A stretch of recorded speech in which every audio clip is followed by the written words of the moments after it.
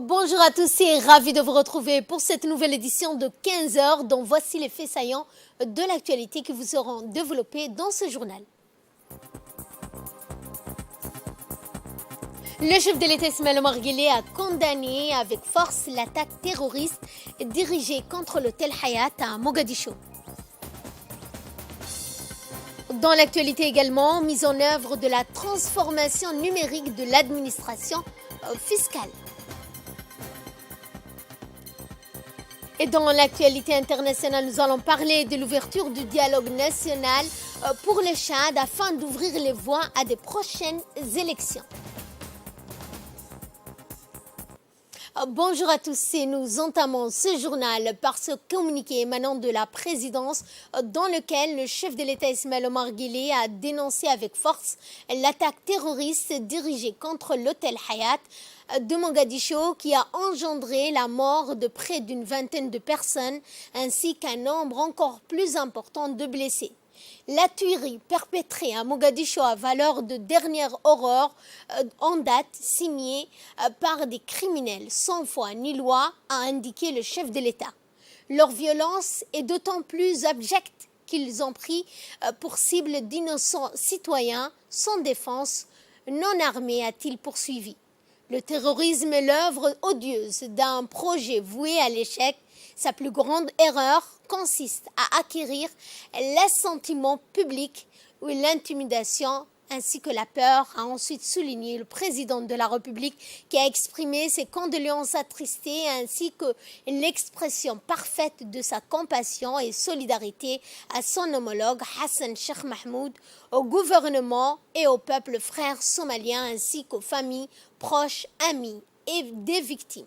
Je forme le vœu d'un prompt rétablissement aux blessés de cette attaque. A par ailleurs noté le chef de l'État, l'attaque terroriste diligentée contre l'hôtel Hayat de Mogadiscio s'est étendue sur près d'une trentaine d'heures. Les forces armées de sécurité somaliennes ont mis fin samedi tard dans la nuit à l'assaut lancé vendredi en début de soirée par les terroristes de l'hôtel Hayat de Mogadiscio.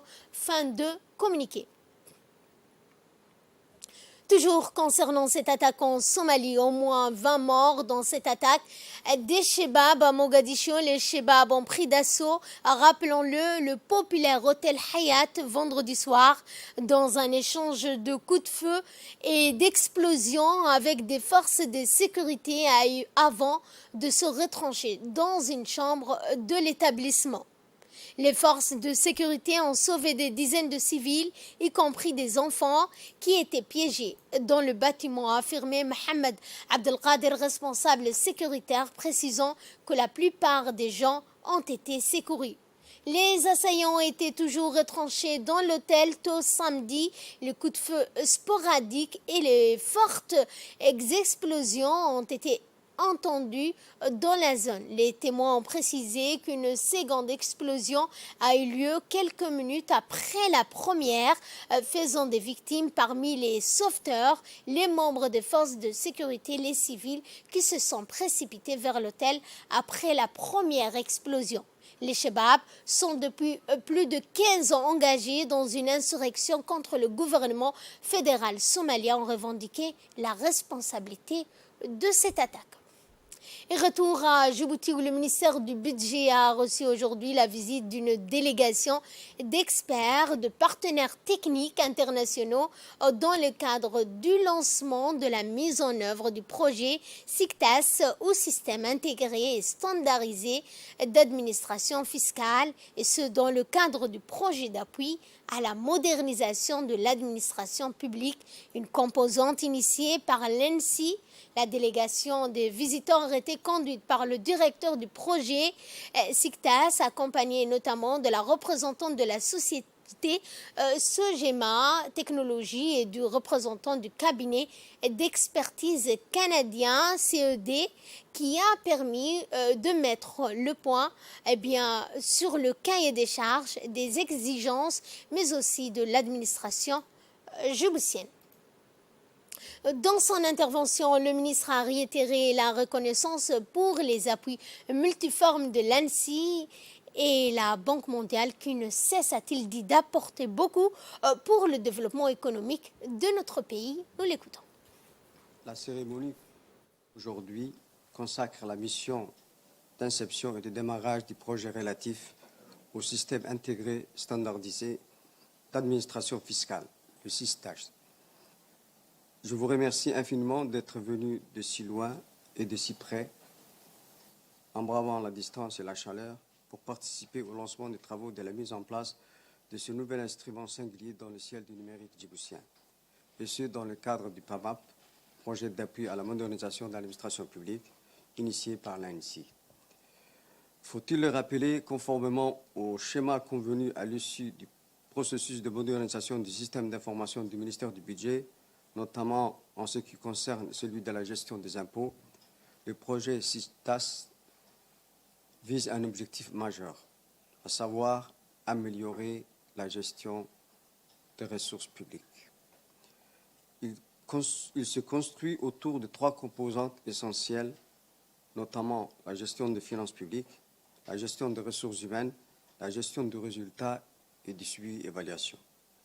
Cela étant partagé, il est temps de se rassembler et d'agir sur ce projet structurant pour le ministère, très attendu et par les ministères et par ses partenaires, et qui est basé sur un quadruple constat: urgence, nécessité, ambition et momentum. Pour la réussite de ce projet qui nous rassemble aujourd'hui, nous avons constitué une équipe de collaborateurs éclectiques, mais très sûrs. Ils ont en commun une conscience et une éthique professionnelle élevée, des expertises riches et reconnues, des expériences avérées dans le domaine en question. C'est certainement un noyau de professionnels que nous vous appelons à soutenir et à aider pour relever les défis liés aux nouvelles orientations du ministère. Dans le reste de l'actualité, le ministère de la Santé, par le biais de la direction des programmes de santé prioritaires avec l'appui du Fonds mondial, ont réalisé depuis le 20 juillet jusqu'au 24 de ce mois des formations en cascade au Palais du Peuple au profit de 59 organisations de la société civile de Djibouti-Ville. Ces formations communautaires ont pour objectif général de sensibiliser les associations et les agents de santé communautaire sur la prévention des 3 maladies prioritaires, à savoir le VIH, la tuberculose et la malaria. Ces activités visant à former 171 participants issus des différentes associations œuvrant dans le domaine de la santé sur des modes et moyens de prévention des maladies prioritaires en République de Djibouti. Toujours en nouvelles du pays avec ces averses qui se sont abattues hier soir dans la capitale, et ce matin, une équipe de la RTD a sillonné les artères de la ville de Djibouti pour constater l'état des lieux. De nombreuses routes secondaires de la capitale étaient envahies par des eaux de pluie de la veille, comme l'avenue 26. Tous les services concentrés et concernés, à savoir l'ONEAD, l'OVD, l'ADR, étaient à pied d'œuvre afin d'évacuer les eaux stagnantes à l'aide de motopompes et de camions-citernes prévus à cet effet. Pour remédier à cette situation, l'agence djiboutienne des routes, l'ADR, a dépêché une équipe de la brigade d'inspection afin d'évaluer l'état des artères de la capitale. Et je vous emmène cette fois à Lissabé, où le Conseil régional a tenu ce matin sa 2e session ordinaire de l'année 2022 sous la présidence du président du Conseil régional, Charmake Hassan.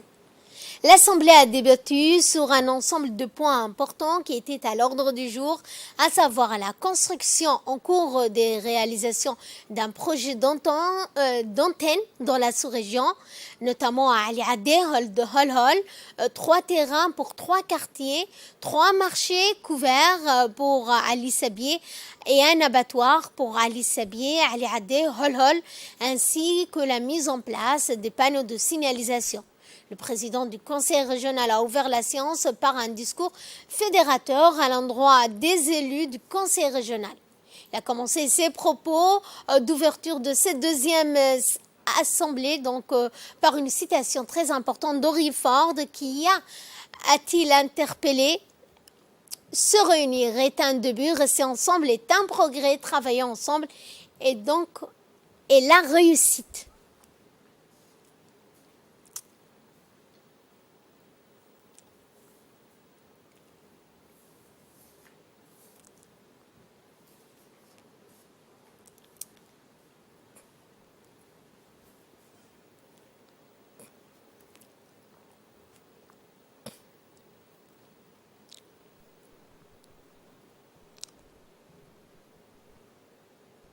Suivant cette fois un extrait de l'intervention du président du conseil régional d'Ali Sabi.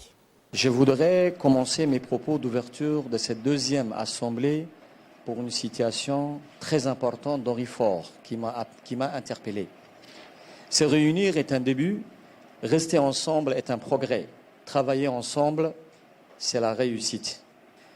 Par la suite, je tiens à vous remercier, mesdames et messieurs les élus, pour votre présence et pour votre participation à cette deuxième Assemblée générale.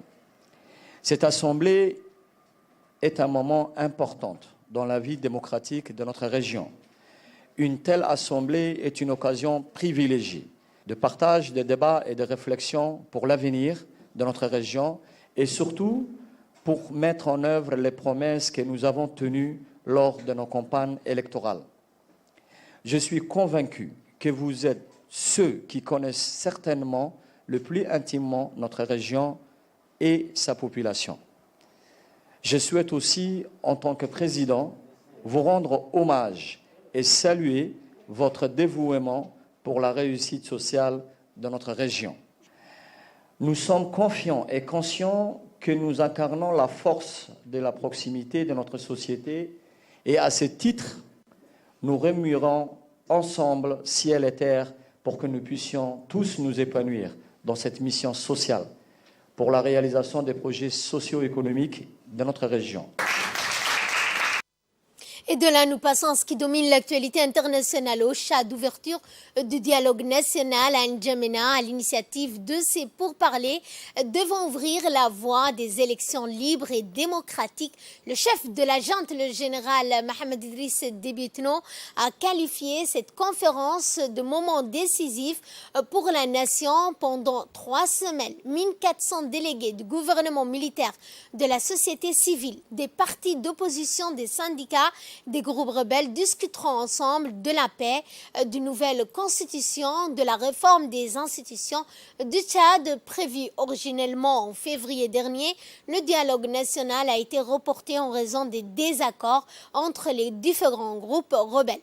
Finalement, c'est grâce à un accord signé entre la junte et une quarantaine de groupes le 8 août dernier que ce nouveau rendez-vous a pu être organisé. Fin de ce journal, merci de votre fidélité. Prochain rendez-vous avec l'actualité, 22h. D'ici là, portez-vous bien.